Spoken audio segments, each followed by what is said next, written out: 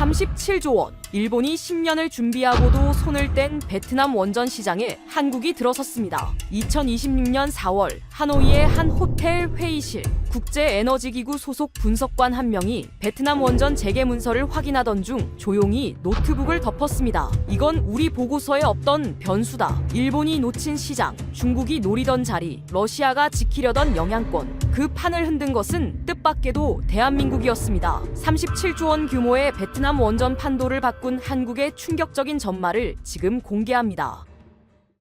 안녕하세요. 감동라이프입니다. 오늘도 찾아와 주셔서 감사합니다. 시작하기 전에 구독과 좋아요를 눌러주시면 큰 힘이 됩니다. 그럼 오늘 준비한 이야기 시작했습니다. 제 이름은 데이비드 모리슨입니다. 국제에너지기구 IEA에서 아시아태평양 에너지안보 수석 애널리스트로 22년을 일했습니다. 제 일은 단순합니다. 어느 나라가 전력을 어떻게 확보하는지, 그 결정이 지역 안보에 어떤 파편을 일으키는지 추적하는 겁니다. 22년 동안 저는 수십 개의 원전 입찰을 분석했고 수백 페이지의 보고서를 썼습니다. 그리고 그 보고서들 속에서 한국은 늘 같은 잔자리에 있었습니다. 변수가 아니라 상수, 안정적이지만 예측 가능한, 그래서 별로 흥미롭지 않은 나라. 동료들 사이에서 저는 한국 담당으로 불릴 정도였지만 정작 한국이라는 나라 자체에 깊이 매료된 적은 없었습니다. 2024년까지 저는 한국 원전 산업을 이렇게 평가했습니다. 기술력은 충분하다. 그러나 국제시장에서의 협상력은 제한적이다. 미국 웨스팅하우스의 지적재산권과 아래에서 움직이는 하청 같은 위치라고 봤습니다. 체코 수주 소식을 들었을 때도 저는 큰 의미를 두지 않았습니다. 유럽의 한 작은 나라가 가격 때문에 한국을 선택한 일회성 사건이라 판단했죠. 동료들에게 그렇게 설명했던 기억이 생생합니다. 패턴이 아니라 예외입니다. 그 판단이 완전히 틀렸다는 걸 깨닫는 데는 그리 오랜 시간이 걸리지 않았습니다. 2026년 4월 IEA 본부에서 저에게 한 가지 임무가 떨어졌습니다. 베트남 닌투원 지역의 원전 재개 사업을 현장에서 분석하고 동남아시아 원전 시장의 향후 10년을 가늠하는 보고서를 작성하라는 것이었습니다. 마감은 6주. 제 커리어에서 가장 중요한 보고서가 될 것이라는 직감이 들었습니다. 동남아 전력 수요는 폭증하고 있었고 이 지역의 에너지 패권을 누가 쥐느냐는 향후 수십 년의 안보 지형을 좌우할 문제였으니까요. 하노이로 향하는 비행기 안에서 저는 노트북을 펼쳤습니다. 닌투원 2호기, 2009년 일본이 수주했던 사업이었습니다. 그러나 2016년 베트남 정부의 일시 중단 결정, 그리고 2024년 재개 결정 이후 일본은 조용히 발을 뺐습니다.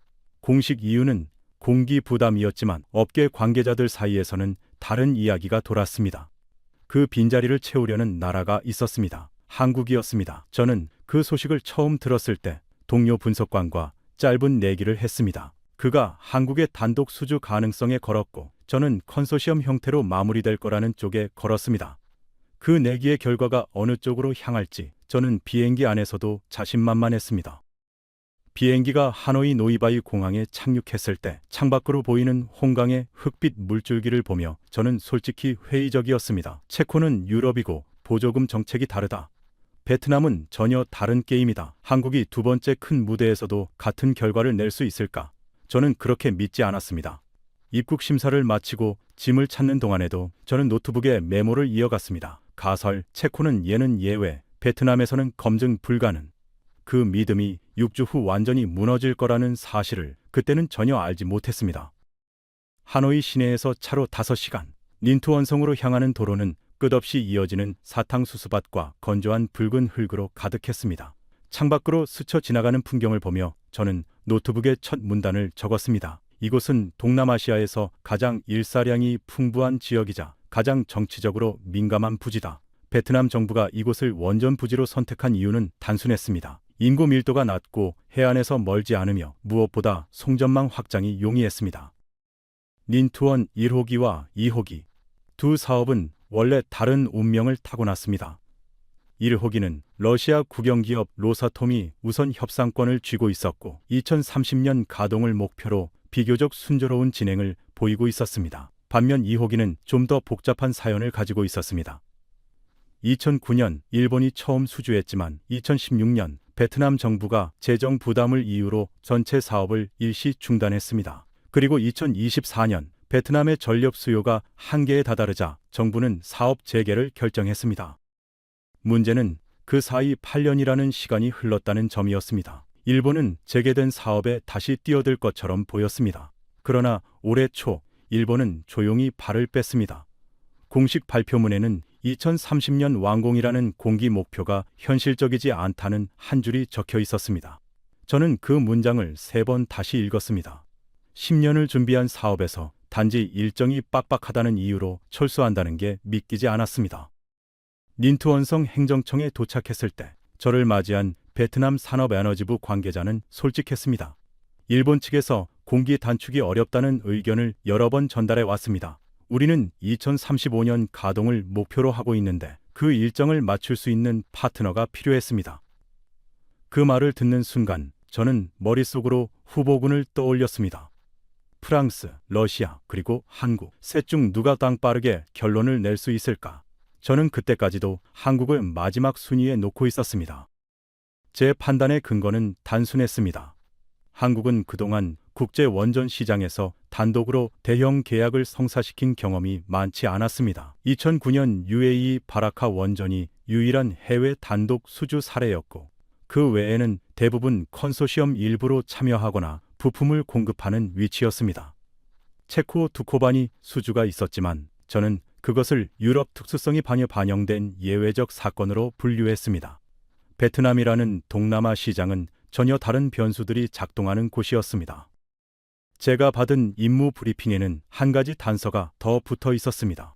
IEA 본부는 이번 보고서를 단순한 시장 분석이 아니라 향후 동남아시아 에너지 안보 정책의 기초 자료로 활용할 계획이었습니다.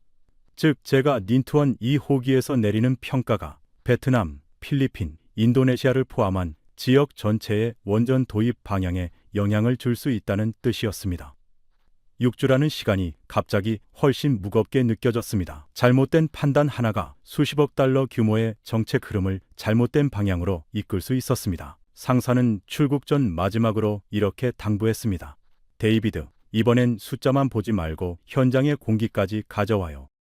행정청 회의실에 들어서자 이미 몇 명의 외국인 관계자들이 자리에 있었습니다. 그중 한 명이 눈에 띄었습니다. 짙은 회색 정장에 은색 커프스 버튼, 안경을 손가락으로 가볍게 밀어 올리는 습관을 가진 일본인 남성이었습니다. 명함에는 미쓰비시 중공업 원전사업본부 부사장 나카무라 겐지라는 이름이 적혀 있었습니다. 그는 저를 보더니 가볍게 웃으며 영어로 말을 걸었습니다. IEA에서 오셨군요. 흥미로운 시기에 오셨습니다. 나카무라에게는 특유의 버릇이 있었습니다. 중요한 말을 하기 직전이면 항상 안경을 살짝 밀어 올리고 손목에 찬 만년필 모양의 메탈 펜을 회의 테이블 위에 천천히 내려놓았습니다. 마치 발언 하나하나에 무게를 싣겠다는 듯한 동작이었습니다. 그는 2009년 닌투원 2호기 입찰 당시 실무 책임자였고 8년의 중단 기간에도 베트남 측과의 관계를 끊지 않고 유지해온 인물이었습니다. 베트남 관계자들 사이에서 그는 이 사업을 처음부터 알고 있는 유일한 외국인으로 통했습니다. 회의실 한쪽에서 누군가 그를 겐지상이라 부르며 가볍게 인사를 건넸는데 그 호칭만으로도 그가 이 지역에서 쌓아온 인맥의 깊이가 느껴졌습니다. 저는 그 미소가 단순한 인사가 아니라는 걸 직감했습니다. 나카무라는 회의가 시작되자마자 발언권을 요청했고 베트남 측 관계자들 앞에서 차분하지만 단호한 어조로 말을 이어갔습니다. 저희가 손을 뗀 건 사실입니다. 그러나 이건 닌투원 2호기만의 문제가 아닙니다. 동남아시아 전체 원전 시장의 신뢰도 문제입니다. 회의실 안에 베트남 관계자들 몇몇이 서로 눈빛을 교환했습니다. 그 한마디로 분위기가 미묘하게 바뀌는 걸 저는 느낄 수 있었습니다. 회의가 끝난 뒤 저는 호텔로 돌아오는 차 안에서 보고서 초안을 다시 들여다봤습니다. 제목은 이미 정해두었습니다. 동남아시아 원전 시장의 새로운 균열. 그러나 균열의 결과가 어느 방향으로 향할지 저는 그날 밤까지도 확신하지 못했습니다. 한국이 정말 이 자리를 채울 수 있을까? 6주짜리 임무의 첫날 밤, 저는 그 질문에 대한 답을 아직 갖고 있지 않았습니다. 회의가 끝난 뒤 호텔 로비에서 나카무라를 다시 만났습니다. 그는 커피 한 잔을 들고 저에게 다가와 자연스럽게 옆자리에 앉았습니다. 모리슨 씨, 솔직하게 말씀드려도 될까요? 그렇게 시작된 대화는 사실상 인터뷰가 되었습니다. 그는 자신이 가진 한국에 대한 평가를 망설임 없이 풀어놓았습니다. 저는 그 순간 그의 논리가 단순한 자존심 싸움이 아니라는 걸 느꼈습니다. 데이터와 논거를 갖춘 꽤 설득력 있는 주장이었습니다. 한국 원전 산업이 발전한 건 사실입니다. 그러나 그 시작이 어디였는지를 잊으면 안 됩니다. 나카무라는 커피잔을 테이블에 내려놓으며 말했습니다. 1970년대 한국 최초의 원전 고리 1호기는 미국 웨스팅하우스가 설계하고 시공까지 맡았습니다. 한국은 그저 부지를 제공한 나라였죠. 기술은 전부 외부에서 이전받은 겁니다. 그는 안경을 미어 올리며 말을 이어갔습니다. 최근의 APR1400, APR1000도 결국 그 토대 위에서 발전한 모델입니다. 독자 기술이라는 표현은 과장됐다고 봅니다. 저는 그 주장을 받아 적으며 고개를 끄덕였습니다. 틀린 말은 아니었습니다. 실제로 한국 원전의 초기 역사는 외국 기술 의존도가 절대적이었고 그 사실은 여러 학술 자료에서도 확인됩니다. 나카무라는 제 반응을 보며 한층 자신감을 얻은 듯 말을 이었습니다. 체코는 유럽 안에서도 가격에 가장 민감한 국가였습니다. 그러니 한국이 가장 낮은 가격을 제시한 게 통한 겁니다. 그게 베트남에서도 통할까요? 베트남은 안전성과 장기 운영 안정성을 더 중요하게 봅니다. 그는 그렇게 말하며 손목에 만년필 펜을 꺼내 가볍게 돌렸습니다. 자신의 논리에 흠이 없다고 확신하는 사람의 동작이었습니다. 그는 또 다른 카드를 꺼냈습니다. 그리고 솔직히 한국 정부의 지원이 없으면 한국전력이나 한수원이 이 정도 규모의 사업을 단독으로 감당할 수 있을지 의문입니다. 결국 국가 보조금 경쟁이고 그 점에서는 일본도 결코 약하지 않습니다. 회의실에서 들었던 동남아시아 원전 시장의 신뢰도 문제라는 표현이 다시 떠올랐습니다. 그는 한국의 약진을 한 나라의 기술적 성취가 아니라 일시적인 가격 경쟁의 결과로 축소시키고 있었습니다. 나카무라는 한 가지 더 짚었습니다. 운영 경험도 변수입니다. 한국이 보유한 원전 가동 경험은 대부분 자국 내 운영입니다. 해외에서 30년, 40년짜리 유지보수 책임을 끝까지 이행한 사례는 UAE 바라카 한 곳뿐이죠. 일본은 후쿠시마 이후에도 전 세계 30여 개국과 운영 노하우를 공유해온 경력이 있습니다. 그는 펜을 다시 테이블 위에 내려놓으며 덧붙였습니다. 베트남이 정말 원하는 건 짓는 능력이 아니라 80년을 책임지는 동반자입니다. 저는 그 말을 들으며 속으로 고개를 끄덕였습니다.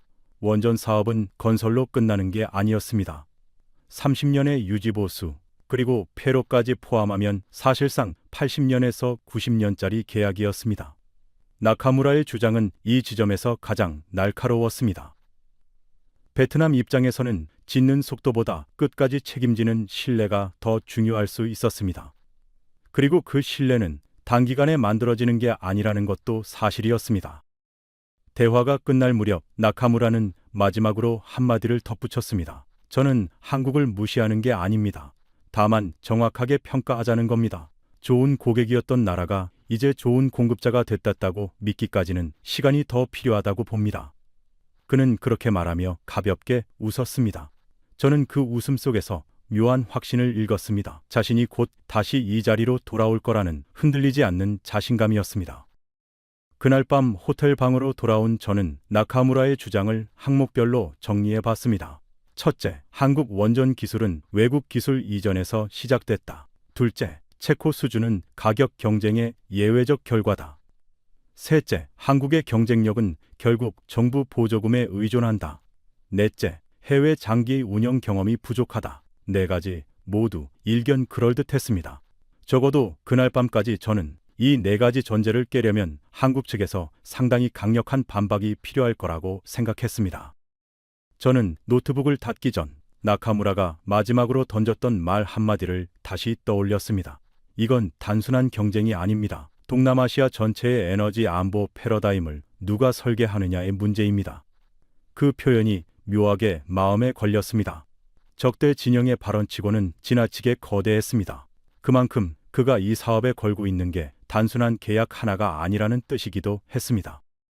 창문 너머로 하노이의 늦은 밤거리를 내려다보며 저는 노트북 화면에 떠있는 보고서 초안 제목을 다시 읽었습니다. 동남아시아 원전 시장의 새로운 균열. 그 순간까지도 저는 이 균열이 한국 쪽으로 기울어질지 다시 일본 쪽으로 봉합될지 확신할 수 없었습니다. 다만 한 가지는 분명했습니다. 나카무라가 던진 4가지 전제는 빈틈없이 정교했고 그걸 무너뜨릴 데이터가 한국 쪽에 있는지가 이번 보고서의 핵심이 될 거라는 사실이었습니다. 다음 날 아침 저는 한국 수력 원자력 베트남 현지 사무소 방문 일정을 확인했습니다. 보고서 작성을 위해서는 양측의 입장을 균형 있게 들어야 했습니다. 사무소로 향하는 차 안에서 저는 나카무라의 말을 다시 떠올렸습니다. 좋은 고객이었던 나라가 좋은 공급자가 됐다고 믿기까지는 시간이 더 필요하다. 그 말이 머릿속에서 떠나지 않았습니다. 그리고 저는 그 말이 옳은지 직접 확인할 시간이 됐다고 생각했습니다. 한국 수력 원자력 호치민 지사는 닌투원 사업 현지 대응팀을 위해 임시로 마련된 사무실이었습니다. 좁은 복도를 지나 회의실에 들어서자 책상 위에 펼쳐진 도면과 모니터 화면이 먼저 눈에 들어왔습니다. 저를 맞이한 사람은 박준혁 부장이었습니다. 한수원에서 22년째 일하며 아랍에미리트 바라카 원전 건설 현장에 8년간 파견됐던 경력을 가진 인물이었습니다. 그는 명함을 건네며 짧게 웃었습니다. 나카무라 부사장님을 먼저 만나셨겠죠. 그분 말씀 틀린 건 별로 없습니다. 저는 그 대답에 살짝 놀랐습니다. 반박이 아니라 인정으로 시작할 줄은 몰랐습니다. 박준혁은 자리에 앉으며 말을 이었습니다. 맞습니다. 고리 2호기는 웨스팅하우스가 설계했습니다. 1970년대 한국은 원전이 뭔지도 몰랐던 나라였죠. 그런데 그 출발점에서 시작한 나라가 지금 어디까지 왔는지를 보셔야 합니다. 그는 모니터를 돌려 자료 하나를 띄웠습니다. 2009년 우리는 미국 NRC로부터 APR400 설계 인증을 받았습니다. 이건 한국이 독자적으로 설계한 3세대 원전이 국제 안전 기준을 통과했다는 의미입니다. 그런데 더 중요한 건 이겁니다. 박준혁은 화면을 넘기며 말했습니다.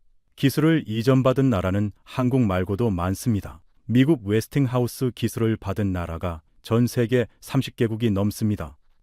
그 중에서 그 기술을 발판으로 독자 설계 인증까지 받아내고 그걸 다시 해외에 수출한 나라가 몇 곳입니까? 그는 손가락 하나를 들어 보였습니다. 한 곳입니다. 대한민국입니다. 회의실 한쪽에 앉아있던 베트남 산업에너지부 자문관이 그 말을 듣고 천천히 메모를 내려놓았습니다. 저는 다음 질문으로 넘어갔습니다. 체코 수주가 가격 경쟁의 일회성 결과라는 나카무라의 주장이었습니다. 박준혁은 그 질문에도 똑같은 방식으로 답했습니다. 맞습니다.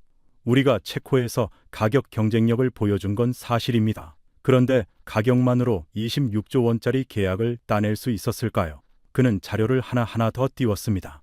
체코는 유럽에서 원전 안전 기준이 가장 엄격한 나라 중 하나입니다. 프랑스 EDF 미국 웨스팅하우스와 함께 최종 후보에 올랐고 우리가 이긴 건 가격이 아니라 종합평가였습니다. 그리고 한 가지 더 박준혁이 덧붙였습니다. 최근 EU 집행위원회가 체코 수주 과정에서 역외 보조금 위반이 있었는지 심층 조사를 검토했습니다. 프랑스 측에서 제기한 의혹이었죠. 결과가 어떻게 나왔는지 아십니까?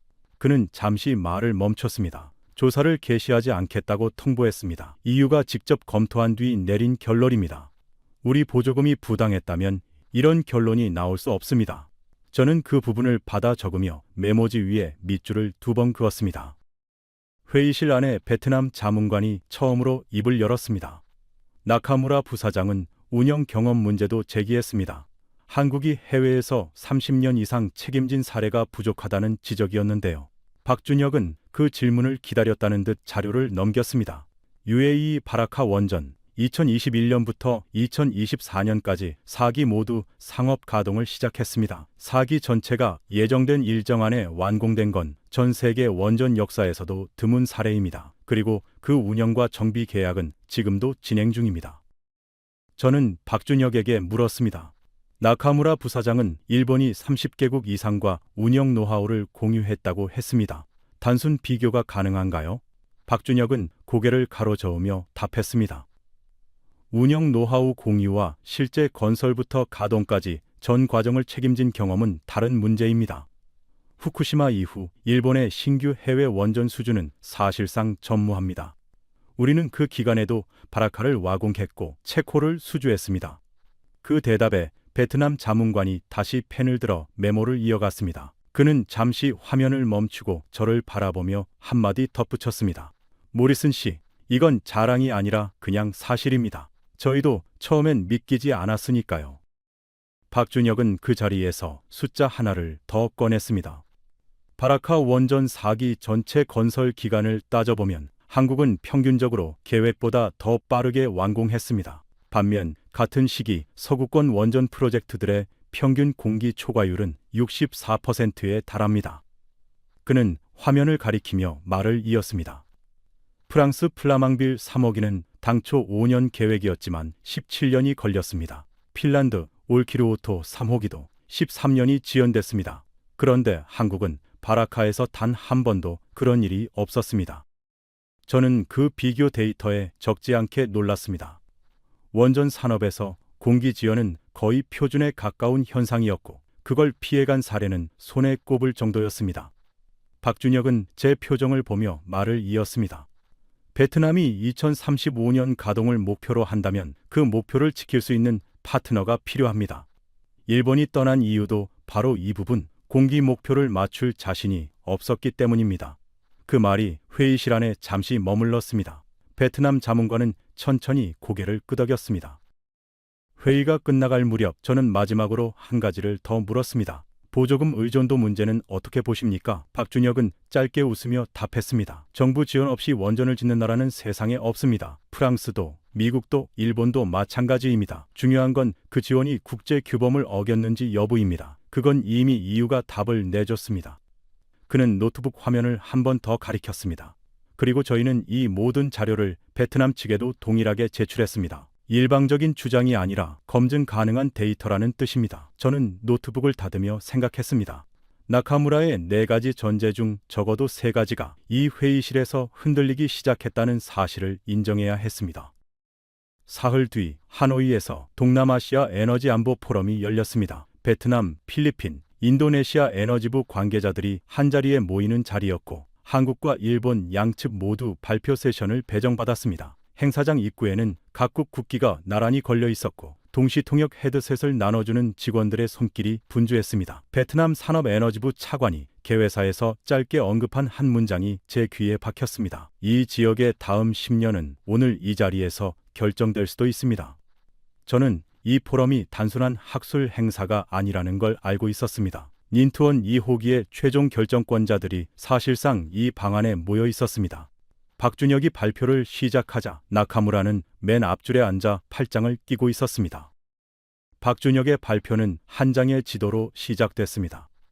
지금 동남아시아 전체에서 검토 중인 신규 원전 사업은 7건입니다. 베트남, 필리핀, 인도네시아 각 2건씩 그리고 말레이시아 1건입니다. 시장 규모로는 향후 15년간 약 1,200억 달러 규모로 전망됩니다. 그는 화면을 넘기며 말을 이었습니다. 이 시장에서 누가 첫 번째 계약을 따내느냐가 나머지 6건의 방향을 결정합니다. 베트남이 첫 번째 도미노입니다. 그 표현이 화면에 큰 글씨로 떠올랐습니다. 객석 곳곳에서 휴대폰을 들어 그 화면을 사진으로 남기는 사람들이 보였습니다. 객석에서 필리핀 에너지부 관계자가 메모를 하다 고개를 들었습니다. 박준혁은 그 시선을 받으며 다음 자료를 띄웠습니다. 만약 한국이 닌투원 2호기를 수주한다면 우리는 그 즉시 필리핀과 인도네시아 측에 동일한 조건의 컨소시엄 패키지를 제안할 준비가 돼 있습니다. 이미 한전과 한수원은 두 나라 에너지부와 사전 실무 협의를 진행하고 있습니다. 그 말에 회의실 안이 짧게 술렁였습니다. 일부 관계자들이 옆 사람과 귓속말을 주고받았고 인도네시아 측 한 관계자는 자료를 다시 펼쳐 빠르게 메모하기 시작했습니다. 베트남 산업에너지부 자문관이 박준혁 옆자리에서 작게 거들었습니다. 그 협의 내용 저희도 일부 보고받았습니다. 나카무라가 손을 들었습니다. 흥미로운 시나리오지만 가정에 기반한 이야기 아닙니까? 실제 수주 전에 그런 약속을 하는 게 무슨 의미가 있을까요? 박준혁은 침착하게 답했습니다. 맞습니다. 아직 가정입니다. 그런데 그 가정이 현실이 된 사례가 이미 있습니다. UAE 바라카 수주 이후 우리는 사우디아라비아 원전 사업 예비 평가에 초청받았습니다. 체코 수주 이후에는 폴란드와 루마니아 측에서 먼저 접촉이 왔습니다. 도미노는 가정이 아니라 한국에는 이미 일어난 패턴입니다. 저는 그 순간 객석을 둘러봤습니다. 인도네시아 관계자가 천천히 고개를 끄덕이고 있었습니다. 그는 옆자리 동료에게 작게 무언가를 속삭였고 저는 그 입모양에서 한구이라는 단어를 읽을 수 있었습니다. 나카무라는 다시 반박을 시도했습니다. 그렇다 해도 일본은 30년 넘게 동남아시아 전력망 인프라 사업에 투자해 왔습니다. 단발성 원전 계약으로 그 신뢰를 단숨에 뒤집을 수는 없습니다. 그의 목소리는 여전히 또렷했지만 처음 만났을 때의 여유는 조금씩 사라지고 있었습니다. 손목에 만년필 펜을 테이블 위에 내려놓는 동작도 평소보다 느려져 있었습니다. 저는 그 모습을 보며 첫날 호텔 로비에서 그가 보여줬던 자신감을 떠올렸습니다. 그때 그는 곧 다시 이 자리로 돌아올 것이라는 확신을 숨기지 않았습니다. 그러나 지금 이 회의실에서 그 확신은 조금씩 깎여 나가는 것처럼 보였습니다. 옆자리에 앉은 베트남 자문관도 그 변화를 눈치챈 듯 발표 자료보다 나카무의 표정을 더 자주 살피고 있었습니다. 저는 머릿속으로 메모 하나를 더 적었습니다. 나카무라 1라운드 우세 3라운드부터 수세 전환, 보고서에 들어갈 핵심 문장이 될 것 같았습니다. 박준혁은 그 반박에 곧바로 자료 하나를 더 띄웠습니다. 30년의 투자 인정합니다. 그런데 최근 5년 동향을 보면 흐름이 바뀌고 있습니다. 화면에 막대 그래프 2개가 나타났습니다. 지난 5년간 동남아시아 국가들이 발주한 에너지 인프라 사업 중 한국 기업의 수주 비중은 9%에서 23%로 늘었습니다. 같은 기간 일본은 31%에서 22%로 줄었습니다. 그 두 숫자가 교차하는 지점을 가리키며 그는 말했습니다. 이 교차점이 바로 지금 베트남에서 일어나고 있는 일입니다. 그 숫자가 화면에 떴을 때 회의실은 잠시 완전히 고요해졌습니다. 나카무라는 더 이상 손을 들지 않았습니다. 그는 안경을 한 번 더 밀어 올렸지만 그 동작에는 처음 만났을 때의 확신이 담겨 있지 않았습니다. 저는 그 침묵을 메모지에 그대로 적었습니다. 회의실 정적, 나카무라 무응답. 그러나 저는 그 순간에도 알지 못했습니다. 그가 침묵 속에서 준비하고 있던 마지막 카드가 다음 라운드에서 전혀 다른 전선을 열게 될 거라는 사실을 말입니다. 포럼이 끝난 다음 날 아침, 저는 호텔 조식장에서 나카무라와 다시 마주쳤습니다. 그는 어제와 다른 사람처럼 보였습니다. 안경 너머의 눈빛에는 패배감 대신 새로운 계산이 담겨 있었습니다. 모리슨 씨, 어제는 제가 너무 일찍 카드를 다 보여드린 것 같습니다. 그는 커피잔을 내려놓으며 낮은 목소리로 말했습니다. 그런데 아직 꺼내지 않은 카드가 있습니다. 데이터로는 설명되지 않는 문제죠. 그는 자리에 앉으며 본격적으로 말을 풀어놓기 시작했습니다. 닌투원 1호기는 러시아 로사톰이 짓습니다. 2호기는 한국이 짓겠다는 거고요. 같은 부지에 두 개의 다른 설계 철학, 다른 안전 기준, 다른 비상 대응 체계가 들어선다는 뜻입니다. 그는 손가락으로 테이블을 가볍게 두드렸습니다. 후쿠시마 이후 전 세계가 배운 교훈이 하나 있습니다. 인접 호기 간 시스템 불일치는 사고 대응 속도를 늦춥니다. 베트남이 정말 이 위험을 감당하려 할까요? 저는 그 지적에 말문이 막혔습니다. 실제로 한 부지에 서로 다른 설계 표준의 원전이 들어서는 사례는 국제적으로도 드물었고 비상 대응 체계의 표준화 문제는 학계에서도 논쟁이 있는 주제였습니다. 조식장 안의 다른 테이블에서 식기 부딪는 소리가 유난히 크게 들렸습니다. 박준혁이라면 이 질문에 뭐라고 답할지 궁금해졌습니다. 나카무라는 제 표정을 읽은 듯 한 걸음 더 나갔습니다. 그리고 더 근본적인 문제가 있습니다. 그는 목소리를 살짝 낮췄습니다. 한국 원전 수출은 결국 미국 웨스팅하우스의 지적재산권 그늘 아래 있습니다. 2022년에도 웨스팅하우스가 한국전력을 상대로 미국 법원에 소송을 제기한 적이 있죠. APR 1400 설계가 자사 기술을 기반으로 한다는 주장이었습니다. 그 분쟁은 2024년에 합의로 끝났지만 합의서에 어떤 조건이 붙었는지는 공개되지 않았습니다. 그는 잠시 말을 멈췄다가 다시 이었습니다. 만약 한국이 베트남 같은 새로운 시장에서 너무 빠르게 확장하면 그 분쟁이 다시 불붙을 가능성이 없다고 누가 보장합니까? 저는 그 질문에 즉답을 하지 못했습니다. 실제로 그 합의의 세부 조건은 공개된 적이 없었고 만약 웨스팅하우스가 다시 문제를 제기한다면 베트남 사업 전체가 법적 불확실성에 휘말릴 수 있었습니다. 나카무라는 그 침묵을 정확히 읽었습니다. 데이터로는 한국이 이기고 있는 것처럼 보일 겁니다.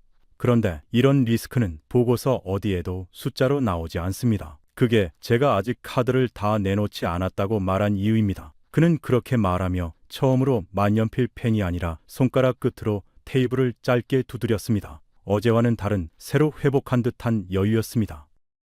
조식장을 나서며 저는 머릿속이 복잡해졌습니다. 지금까지 박준혁이 제시한 모든 데이터는 견고했습니다. 비교 데이터, 운영 성과, 시장 점유율 변화까지 어느 하나 흠잡을 곳이 없었습니다. 그러나 나카무라가 새로 꺼낸 두 가지 변수, 시스템 호환성 문제와 지적 재산권 리스크는 숫자로 단순화할 수 없는 종류의 위험이었습니다. 이런 변수는 보고서에 어떻게 담아야 할지조차 막막했습니다. 무엇보다 저를 불안하게 만든 건 나카무라가 처음으로 패배를 인정하는 듯한 태도를 보이면서도 동시에 가장 날카로운 질문을 던졌다는 점이었습니다. 6주 임무 중 4주차에 들어선 시점에 저는 처음으로 이 보고서의 결론을 다시 원점에서 고민하게 됐습니다. 호텔 방으로 돌아와 저는 보고서 초안에 새로운 항목을 추가했습니다. 미해결 변수, 닌투원 1.2 호기 시스템 호환성, 웨스팅하우스 IP 분쟁 재발 가능성. 창밖으로 하노이의 흐린 오후 하늘이 보였습니다.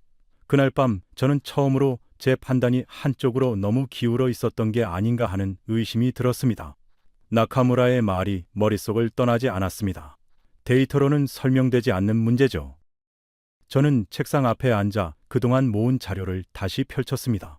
박준혁이 제시했던 비교 데이터, 도미노 시나리오, 시장 점유율 변화 그래프까지 모두 견고했습니다. 그러나 나카무라가 던진 두 가지 질문은 그 견고함 바깥에 있는 종류의 위험이었습니다. 법적 분쟁과 기술적 호환성은 통계로 환원되지 않는 영역이었고, 그래서 더 위협적으로 느껴졌습니다. 저는 그 두 질문에 대한 한국 측의 답변이 이번 보고서의 신뢰도를 결정할 거라고 판단했습니다. 다음 날 박준혁에게 전화를 걸어 이 두 가지를 직접 물어보기로 했습니다. 그는 잠시 침묵하더니 짧게 답했습니다. 모리슨 씨, 그 질문에 대한 답은 전화로 드리기 어렵습니다. 내일 사무소로 와주시겠습니까? 보여드릴 게 있습니다. 그 말에서 저는 미묘한 확신을 느꼈습니다. 통화를 끊고도 저는 한동안 휴대폰을 손에 쥔 채 창가에 서 있었습니다. 동시에 그 확신이 진짜인지 아니면 또 다른 협상의 기술인지 그날 밤까지는 알 수 없었습니다. 6주짜리 임무의 절반이 지난 시점에서 저는 처음으로 이 보고서의 결론이 양쪽 모두로 열려 있다는 걸 인정해야 했습니다. 다음 날 한수원 사무소에 도착했을 때 박준혁은 평소와 다른 표정으로 저를 맞았습니다.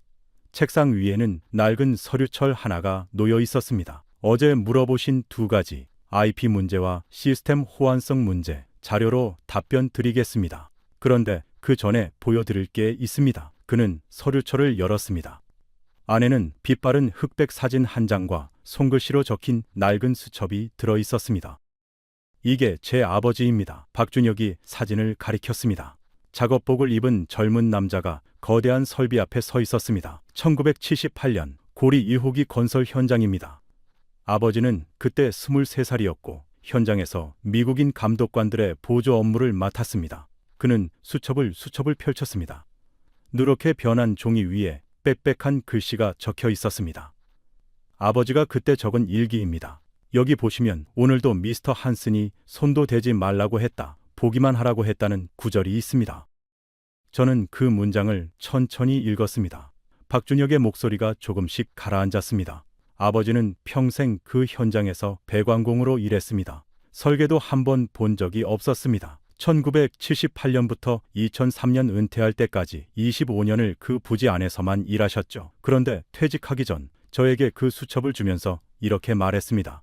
네가 직접 설계한 원전을 다른 나라에 파는 날이 오면 이 수첩을 다시 읽어봐라.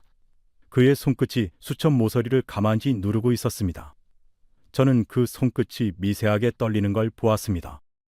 그때 저는 그 말이 그냥 격려인 줄 알았습니다. 박준혁이 말을 이었습니다. 21살이었고 막 입사한 신입이었으니까요.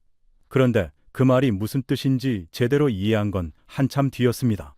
그는 잠시 시선을 창밖으로 돌렸습니다. 사무실 너머로 호치민 시내의 오토바이 경적 소리가 멀리서 들려왔습니다. 아버지가 일했던 그 시절 한국 엔지니어는 도면 보관실에 들어갈 수조차 없었습니다. 열쇠는 항상 미국인 감독관이 가지고 있었죠. 저는 2009년 APR-1400 설계 인증 작업에 참여했습니다. 그리고 그의 아버지에게 전화를 걸어 그 소식을 전했습니다. 아버지는 한동안 아무 말도 하지 않으셨습니다. 박준혁의 목소리가 살짝 갈라졌습니다. 그리고 나중에 들으니 그날 밤 어머니에게 그 수첩을 다시 꺼내 보여주셨다고 합니다. 보기만 하라던 그 도면을 내 아들이 그렸다고요. 그는 잠시 말을 멈췄습니다. 사무실 안의 형광등 소리만 희미하게 울렸습니다. 저는 그 순간 노트북 자판 위에서 손가락을 멈췄습니다. 22년간 수많은 보고서를 쓰면서도 어떤 통계도 이 한 장의 사진과 한 줄의 일기만큼 설명력을 갖지 못한다는 걸 느꼈습니다. 목이 살짝 메어와서 저는 괜히 커피잔을 들어 한 모금 마셨습니다.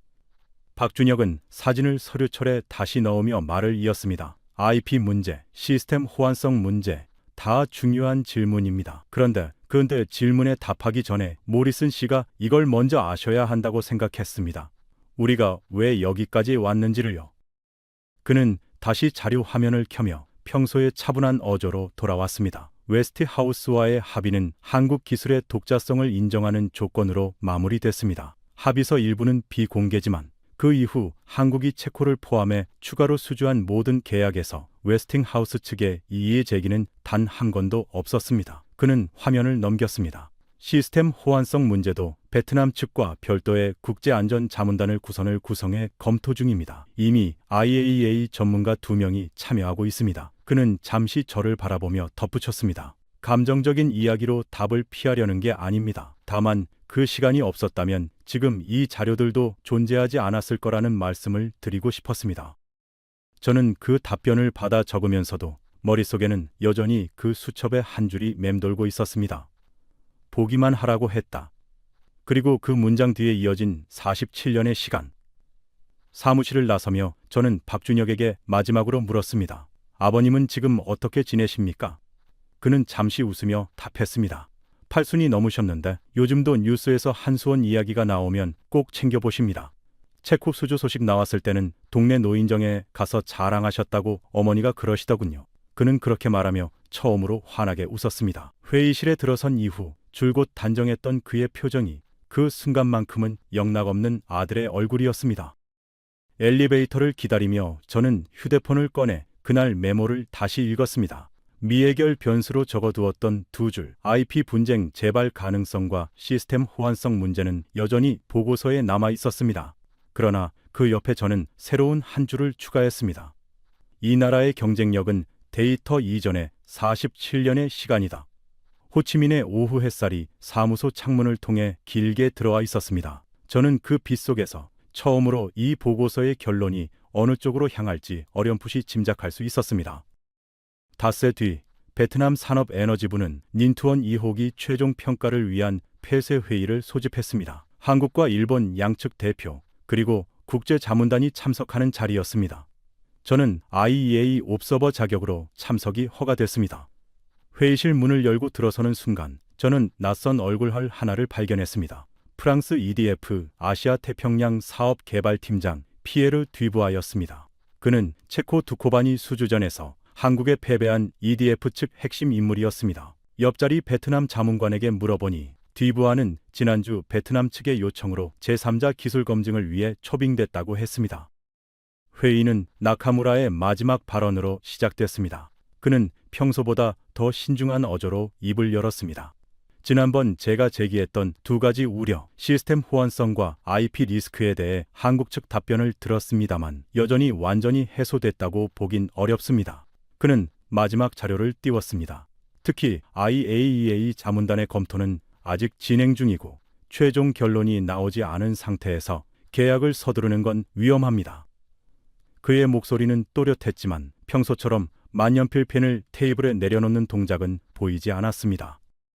박준혁이 답하기 전 뒤부아가 손을 들었습니다. 회의실 안의 모든 시선이 그에게 쏠렸습니다. 발언해도 되겠습니까? 베트남 측 의장이 고개를 끄덕이자 그는 천천히 입을 열었습니다. 저는 이 자리에 한국을 변호하러 온 게 아닙니다. 사실 저는 체코에서 한국에 패배한 당사자입니다. 회의실 안에 짧은 웃음과 함께 묘한 긴장이 흘렀습니다. 나카무라의 표정이 미세하게 굳었습니다. 그는 뒤부하 쪽으로 몸을 살짝 틀며 그의 다음 말을 기다렸습니다. 그런데 그 패배 이후 저는 EDF 본사에 보고서를 하나 제출했습니다. 뒤부하가 말을 이었습니다. 왜 우리가 졌는지에 대한 분석이었습니다. 결론은 단순했습니다.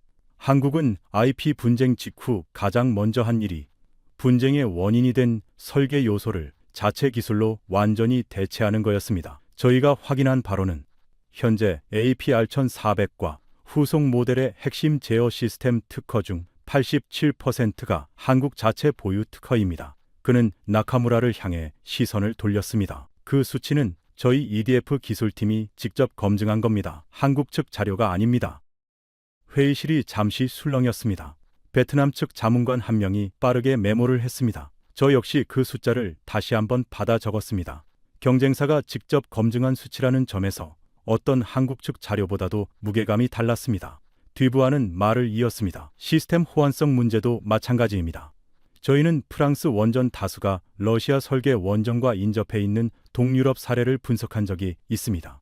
핵심은 설계 철학의 차이가 아니라 비상 대응 프로토콜의 사전 통합입니다. 한국이 이미 IAEA와 함께 그 통합 작업을 시작했다는 건 오히려 가장 앞서 있다는 의미입니다.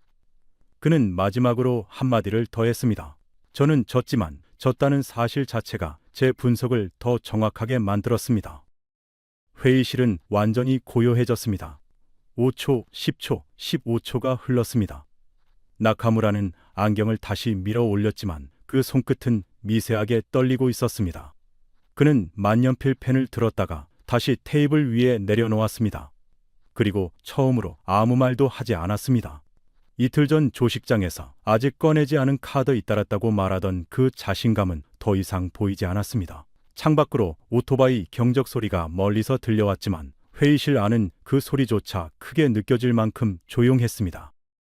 베트남 측 의장이 침묵을 깨고 입을 열었습니다. 추가 발언이 없으시면 오늘 평가는 이걸로 마무리하겠습니다. 그는 좌중을 한번 둘러본 뒤 다시 말을 이었습니다. 오늘 제출된 자료를 바탕으로 정부 차원의 최종 검토에 들어가겠습니다. 그 한마디에 회의실 안의 공기가 미묘하게 바뀌는 걸 저는 느낄 수 있었습니다. 옆자리에 베트남 자문관이 작게 안도의 한숨을 내쉬는 것도 보였습니다. 나카무라는 천천히 고개를 끄덕였습니다. 그는 서류를 정리하며 자리에서 일어났고 회의실을 나서기 직전 저와 잠깐 눈이 마주쳤습니다. 그는 아무 말도 하지 않은 채 짧게 고개를 숙이고 문을 나섰습니다. 저는 그 뒷모습을 보며 이틀 내내 단 한 번도 말을 멈춘 적 없던 사람이 처음으로 침묵 속에서 떠나는 모습을 지켜봤습니다. 박준혁은 그 모습을 끝까지 바라보다가 저에게 조용히 다가와 말했습니다. 모리슨 씨, 이제 답이 좀 보이시나요? 저는 노트북을 닫으며 천천히 고개를 끄덕였습니다. 뒤부하도 자리를 정리하며 저에게 다가왔습니다. 흥미로운 일이죠. 저는 패배한 입장에서 이 자리에 왔는데 오히려 그 패배가 제 분석을 가장 객관적으로 만들어줬습니다. 그는 잠시 웃으며 덧붙였습니다. 다음에 또 다른 입찰에서 한국과 마주치게 되면 이번에는 미리 대비할 수 있겠죠. 저는 그 말에서 적대감이 아니라 일종의 인정을 느꼈습니다. 패배한 경쟁자가 가장 정확한 증인이 될 수도 있다는 사실을 저는 그날 처음 실감했습니다. 회의가 끝난 다음 날 새벽, 저는 일찍 잠에서 깨어 호텔을 나섰습니다. 6주짜리 임무의 마지막 날이었습니다. 홍강변을 따라 걸으며 저는 강 위로 번지기 시작하는 새벽빛을 바라봤습니다. 안개가 옅게 깔린 수면 위로 첫 배 한 척이 조용히 미끄러지듯 지나갔습니다. 멀리 보이는 다리 위로 출근하는 오토바이 행렬의 헤드라이트가 하나둘 켜지기 시작했습니다. 전날 저녁, 박준혁에게서 짧은 메시지가 왔습니다. 베트남 정부가 내일 오전 우선 협상 대상자 발표를 준비하고 있다고 들었습니다. 공식 발표는 아직이지만 분위기는 나쁘지 않습니다. 저는 그 메시지를 몇 번이고 다시 읽었습니다. 6주 전 하노이 공항에 내렸을 때는 상상도 하지 못했던 결말이었습니다. 회의적이던 분석관이 이제는 그 결과를 누구보다 기다리는 사람이 되어 있었습니다. 저는 보고서의 마지막 문단을 어떻게 써야 할지 머릿속으로 정리하고 있었습니다. 22년 경력 동안 저는 수많은 나라의 에너지 정책을 분석했습니다. 그러나 이번처럼 한 나라에 대한 제 판단이 6주 만에 완전히 뒤집힌 경험은 처음이었습니다. 한국은 더 이상 제 보고서 속에서 변수가 아니라 새로운 상수로 자리 잡고 있었습니다. 다만 이번 상수는 예측 가능하지만 흥미롭지 않은 게 아니라 예측 가능하면서도 압도적인 종류의 것이었습니다. 박준혁이 보여줬던 그 낡은 수첩이 계속 떠올랐습니다. 보기만 하라고 했다. 그 한 줄이 47년 뒤 다른 나라의 정부 관계자들 앞에서 데이터로, 특허로, 침묵으로 바뀌어 돌아왔습니다. 한 나라의 경쟁력이라는 게 결국 숫자가 아니라 그 숫 뒤에 쌓인 시간이라는 걸 저는 그제야 제대로 이해했습니다. 나카무라가 처음 던졌던 4가지 전제도 다시 떠올랐습니다. 기술 이전, 가격 경쟁, 보조금 의존, 부족한 운영 경험. 그 4가지는 모두 사실에서 출발했지만 그 사실이 멈춰버린 과거의 한국에 대한 묘사였을 뿐 지금의 한국을 설명하지는 못했습니다. 저는 강변 벤치에 앉아 노트북을 펼쳤습니다. 보고서 제목을 다시 한번 들여다봤습니다. 동남아시아 원전 시장의 새로운 균열. 그 균열이 어느 방향으로 향했는지는 이제 분명했습니다. 저는 결론부를 새로 쓰기 시작했습니다. 이번 평가의 핵심은 닌투원 2호기 단일 사업의 승패가 아니다. 동남아시아 원전 시장 전체의 기준점이 일본에서 한국으로 옮겨가는 과정을 우리는 6주간 현장에서 목격했다. 저는 그 문장에 만족스럽게 고개를 끄덕였습니다. 그리고 그 아래에 한 줄을 더 보탰습니다. 이 흐름은 베트남에서 멈추지 않을 것이다. 다음은 필리핀, 그 다음은 인도네시아가 될 가능성이 높다. 그리고 마지막 문장을 적었습니다. 기술은 이전될 수 있지만 그 기술을 자신의 것으로 만드는 시간은 누구도 빌려줄 수 없다. 한국이 증명한 건 바로 그 시간이었다. 저는 그 문장을 2번 읽고 더 고치지 않기로 했습니다.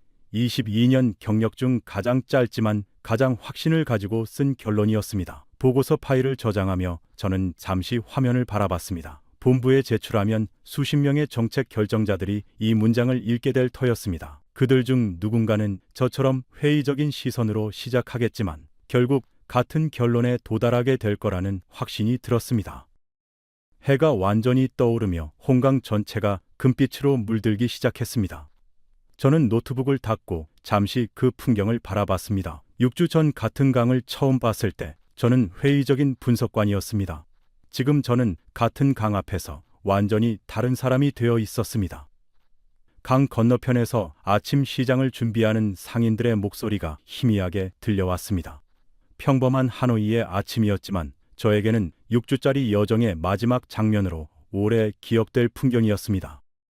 이 영상을 보시는 여러분도 느끼셨을 겁니다. 외국 기술을 보기만 하라던 시절에서 그 기술을 가진 나라가 다시 한국에 손을 내미는 시대까지 우리는 불과 한 세대 만에 그 거리를 건너왔습니다. 고리유호기 현장에서 도면조차 만질 수 없었던 한 청년의 시간이 그 아들의 손끝에서 다른 나라의 미래를 설계하는 시간으로 이어졌습니다. 이 이야기를 가족, 친구들과 함께 나눠주세요. 그리고 오늘도 묵묵히 현장을 지키고 있는 대한민국의 모든 엔지니어들에게 함께 응원의 마음을 보내주시면 좋겠습니다. 지금까지 감동 라이프였습니다. 감사합니다.